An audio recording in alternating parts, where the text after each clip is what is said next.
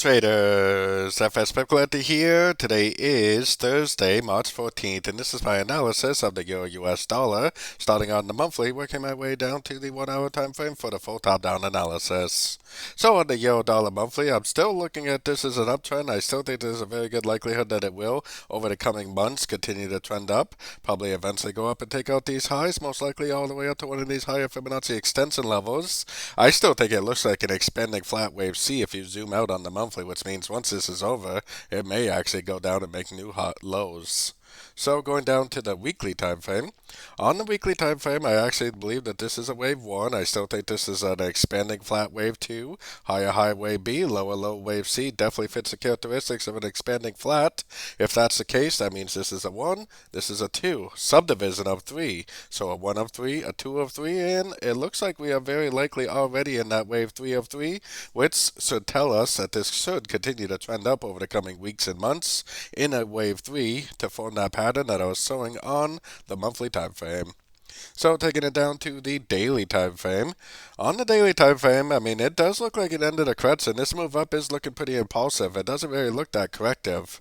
So hopefully this is just going to bounce off these fib levels, not break structure, and just continue to make higher highs, higher lows, higher highs, higher lows. And if that's the case, that's going to be excellent news for us, because that tells us at the end of every single one of these pullbacks that we see, we can add to a position or look for a new position to go long for the continuation of the uptrend. So going down to the 4 hour time frame. 4 hour time frame kind of looks like it is trying to go up, isn't it? I mean, like I said in last night's video, I mean, this still could be an A or B. This still could possibly go down for a wave C, and it would still be a perfectly normal looking pattern if that was the case.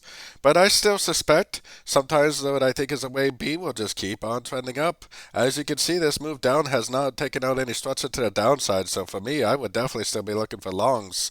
Now, if this makes a lower high, or if it does go down and break this structure, then I would stop looking for longs and start looking for shorts on the very short time frames, unless you are a swing trader. If you are a swing trader, I'd just patiently wait for the end of a correction, which is definitely what I'm doing, to go long again for the continuation of the uptrend.